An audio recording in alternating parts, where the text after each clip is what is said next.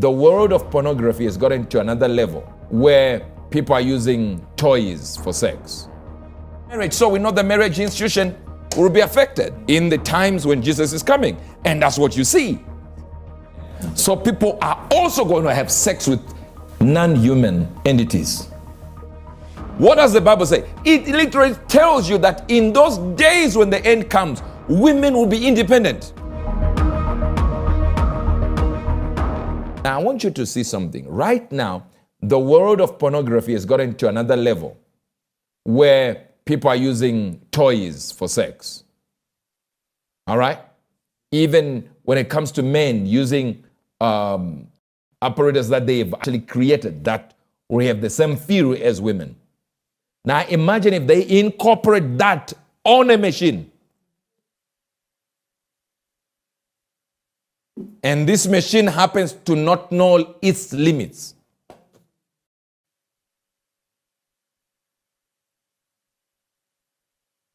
It has no periods, doesn't go on menses. All right? And if it remains AI and they remove it from being a GAI and just limit it to AI, that means it will not say, today I have a headache. Hope I'm talking to a few people. So what do you think will happen to your wife?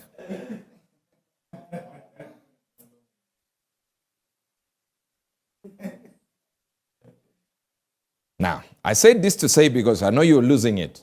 Because you think I'm just creating narratives. I want to show you something. That we, right? Because you're having a problem that these guys don't know what they are creating. Are you getting this? Moral decadence. They married human beings. That means that marriage has to happen in the end times. Wow. I'm not saying it's not there somewhere out there. It might be somewhere out there. So what if these people who are creating robots already created women like that? Already created men like that? Hello, somebody. What if the elite are already receiving their pleasures of the flesh from robots? We already know that they are already apparatus done in the world of sexual industry or sex industry that already people use. We are dealing with what Jesus said. Just as in the days of Noah, the angels came, slept with the daughters of men. So people are also going to have sex with non-human entities. And don't just think of aliens. They're already creating it and they're showing you. Now, another one came from China and it looks human. I don't know whether you can find it. The Chinese one, I think China or Japan, they created, I'm telling you, the people even argued. They said it's not human. It's a human being that just... And other ones were actually in a show and they were doing somersault, robots, and dancing to hip-hop songs. In unison. Wow. Now, not these ones that Elon Musk is creating that are trying to figure out how to walk. No. Those ones were breakdancing, sir.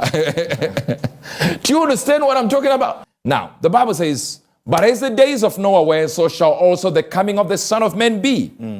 And the point I made earlier on was when people are looking at this, they are looking at number one, what happened during the time of Noah. We're talking about moral decadence. Okay? So, if you look at the prophecy you just watched, are you still here? Yes, sir. Yes. If you look at the prophecy you just watched, I spoke of a billionaire that would die because of moral decadence. All right? Yes, sir. And in that talk, I said this year, and I prophesied in a year earlier, rather, a few months maybe. We're talking about maybe 3, 4, 5 months, at my father, Pastor Chris' ministry, when I was actually speaking about billionaires. And then I expanded it just a few weeks back, talking about this billionaire who have something in connection with moral decadence. And so many people don't get it. They say, many billionaires die every year. Number one, it doesn't mean to say if billionaires die every year, I can't prophesy that they are dying. Prophecy simply means God told me. Yes, sir. I'm just going to repeat it. All right?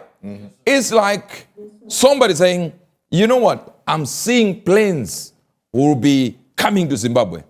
Oh, it's not a prophecy. They were coming every time. No. Prophecy is what God tells me to say. Because maybe that year, the devil had planned to get all the planes to stop. And God is saying there's going to be a flow. So business people are going to be like, you know what? If he says it, there is going to be surety that definitely business will be booming in Zimbabwe because there is no discrepancy, or rather there is no disturbance in the flow of planes. Now, but when I mention moral decadence, it now goes deeper now. I have streamlined the prophecy to say the people who cause the gospel to be stranded, to be, to remove the progress of the gospel. Now I'm streamlining it. Then I go to moral decadence. Then, definitely, the man is talking about somebody involved with nudity, all these kind of things. So I streamline it. And what are the chances that the founder of OnlyFans, which I don't know what it does, I just prophetically saw it now, and they said there was a fulfillment. I was like, wow, who died? They said, that guy. I said, who is that guy? They said, OnlyFans. I said, what's wrong with OnlyFans? Then they told me what it was. All right. But are you getting what I'm trying to say here? Yes, sir. I streamlined, but no. So there was moral decadence because we know Jesus is saying, when I come back, just before I come back, in the period I'm coming back, there are going to be days like the days of Noah. Moral decadence. Now, it says there are beings, the Naphor, beings that will actually be half human, all right, and half something else, all right? Yes, sir. So half divine, half something else. Are you getting this? Yes, sir. So we know for sure, according to God, the Naphor, or something that looks like the Naphor, which we call the Nephilim, of course, okay, are going to come, because he said just as the days of Noah, and didn't say except. So he didn't put an exception like, okay, except this part of the days of Noah. Are you getting this now? Yes, sir. Thank you. I love that you're getting it. So the moral decadence is going to be there. There is going to be human beings, but the moral decadence will have to do with marriage. So we know the marriage institution will be affected in the times when Jesus is coming. And that's what you see. People are not getting married anymore. People are shaking up together. And, people don't care what marriage is. And as a matter of fact, the Bible says, one woman, one man, 7 women shall come around one man.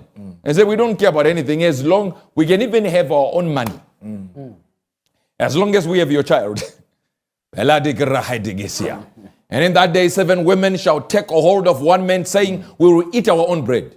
What does the Bible say? It literally tells you that in those days when the end comes, women will be independent.